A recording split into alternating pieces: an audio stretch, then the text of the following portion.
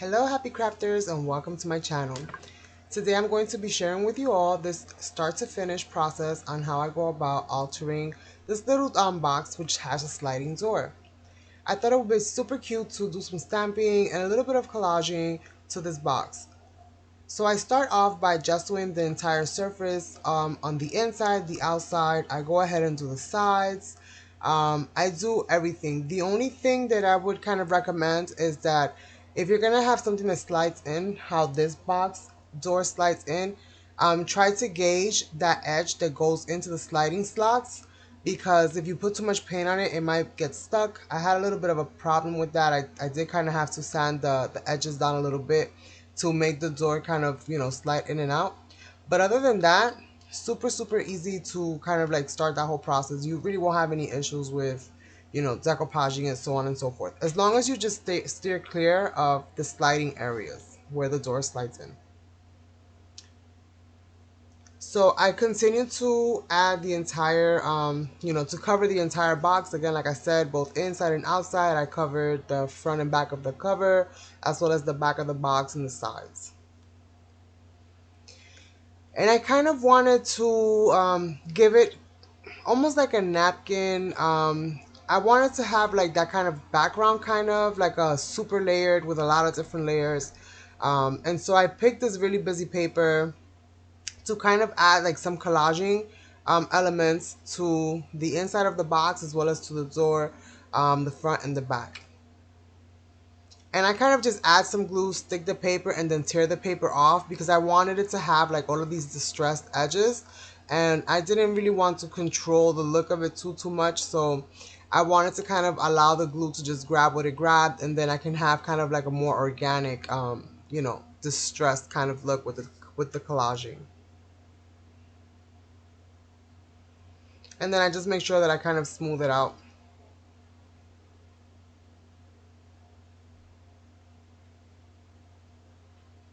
So for some areas where I wanted more of the white, then I would just basically apply the glue to the surface and then stick the paper and then tear the paper back.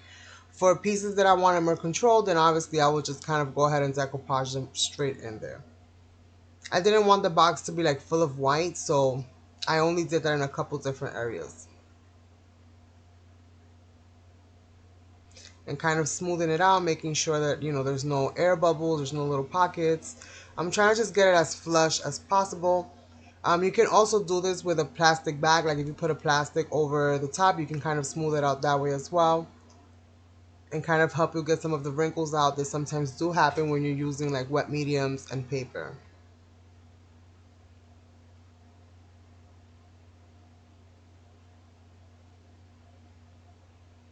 So the next, I guess the next minute or so, a few minutes of this clip is going to be more or less the rest of the collaging.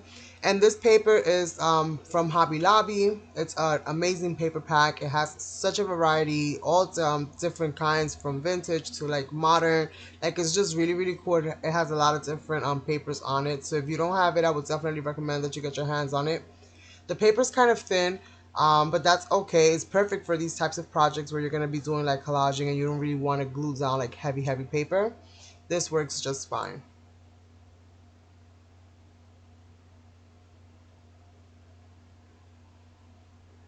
So I wasn't really sure what I was going for as far as the overall look of it. I just knew that I wanted the box itself to be like super busy, but at the same time I wanted it to be like super light. Like I didn't want to add like embellishments or things of that nature. I wanted to keep it kind of like really light so that, depending on where the box gets placed or, whatever is, however it gets stored, that it wasn't going to have the issue of having pieces falling off and things of that nature. So I wanted it to look really busy without having to put too much, too much layers on it, if that makes any sense. But you guys are gonna see what I mean in a few, because I didn't go ahead and add a lot to this box at all.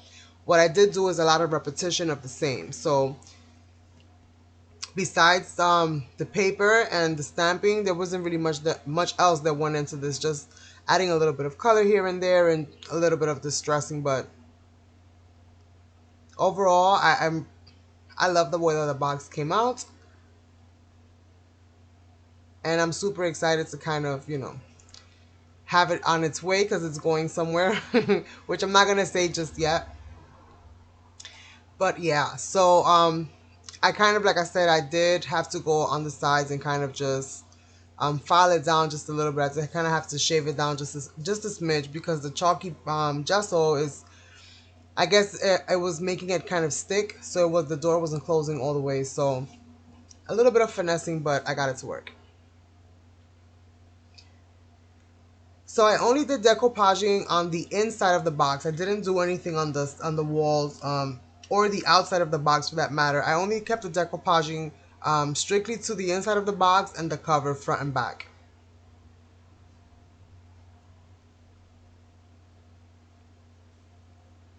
So this is like one of those scenarios where a little bit of paper kind of really does go a long way.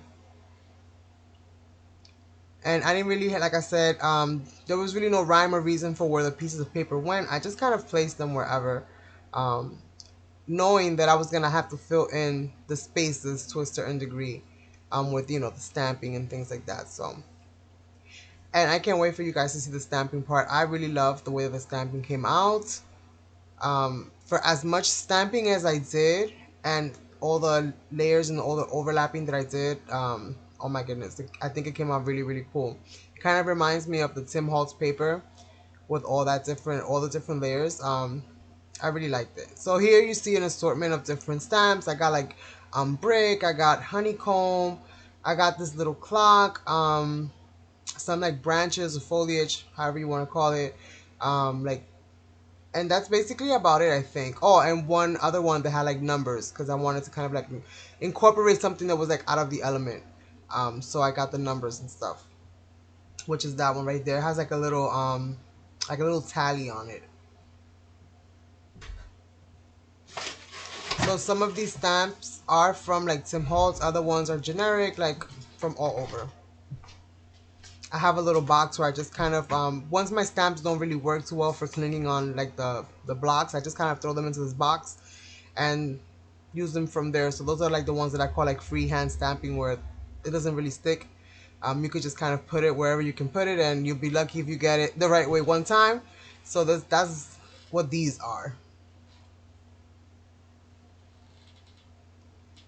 So I'm gonna basically proceed to do this for the rest of the inside and the outside of the box. I'm gonna go ahead and play you guys some music while this process is taking place. Once I'm going towards the next step, then we'll pick up where we left off. Enjoy, you guys.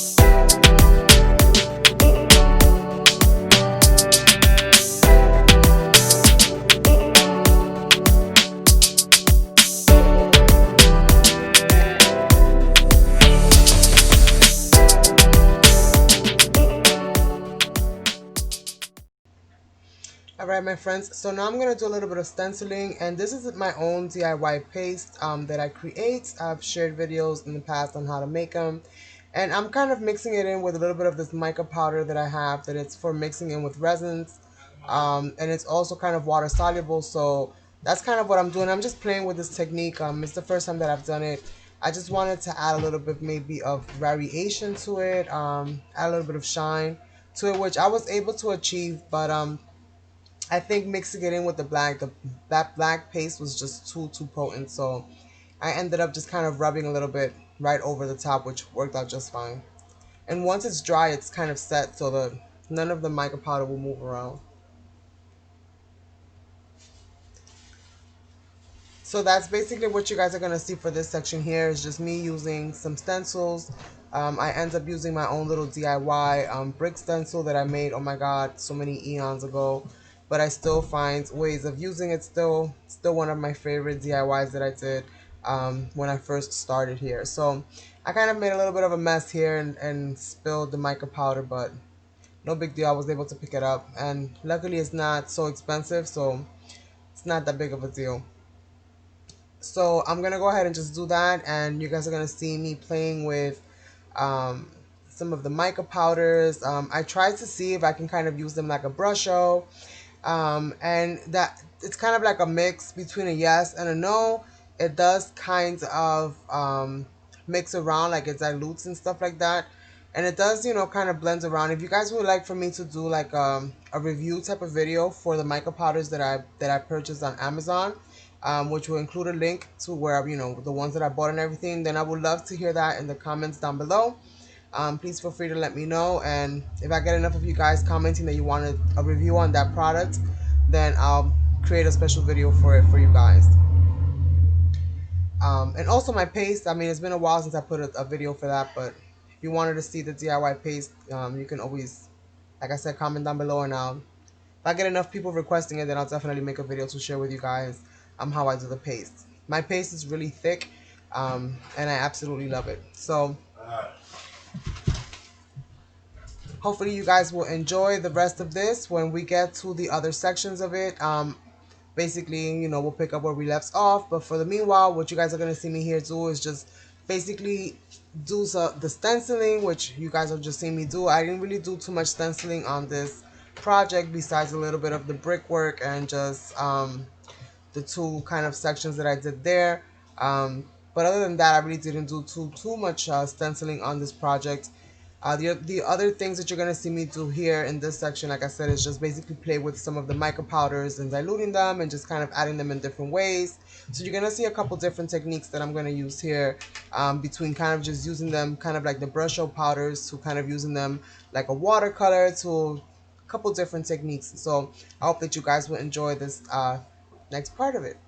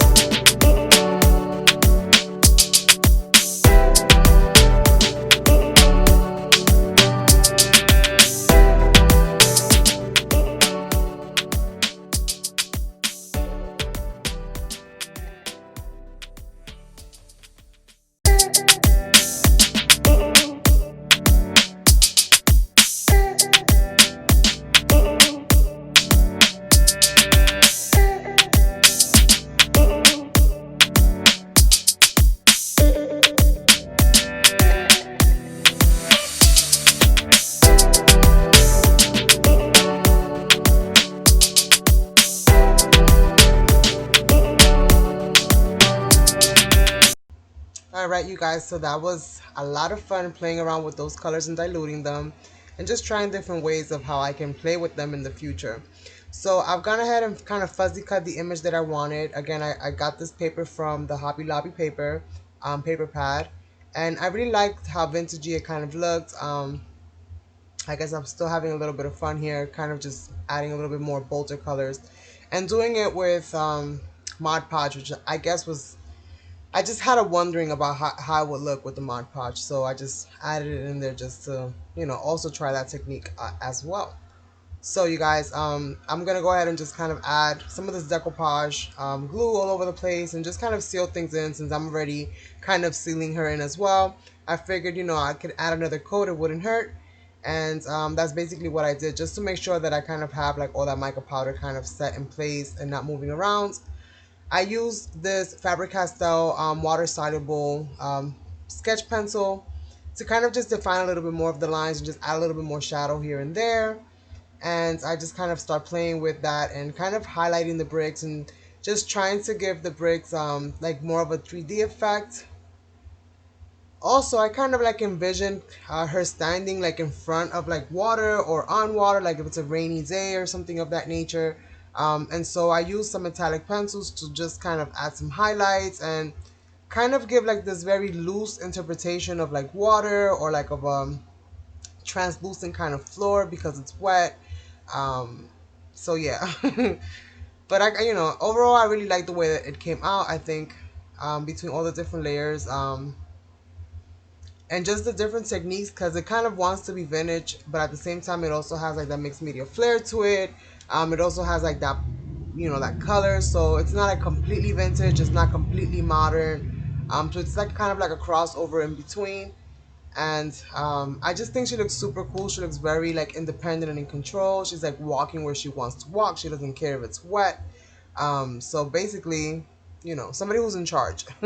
That's kind of how I see her, like a boss lady type of thing. So hopefully you guys have enjoyed this video. For the remainder of this video, I'm going to go ahead, you guys, and allow this amazing music to play. Hopefully you guys have enjoyed this video. If you have not subscribed to my channel, please do so. Ring that bell as well so that you guys can be up to date with all the videos as I put them up, and also when I stream live, because I do go live every now and then. Make sure to leave me a comment down below and let me know what was your favorite part of this video. I would love to hear what you guys thought about all the different techniques. The rest of whatever you guys see here is kind of super simple. Basically, I'm just going to do a little bit of just sketching around it and just kind of bringing the image itself, making it pop. And for that, I just use a very simple, Sharpie kind of marker, like a fine tip marker. That's basically what I used. And yeah, so if you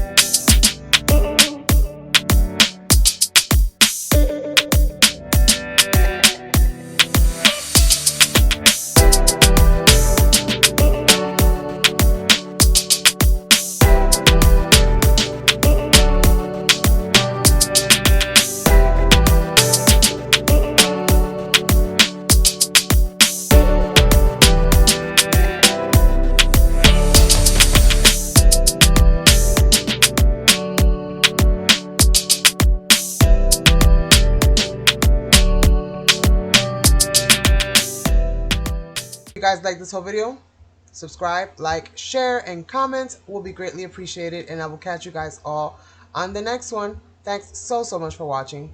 Bye.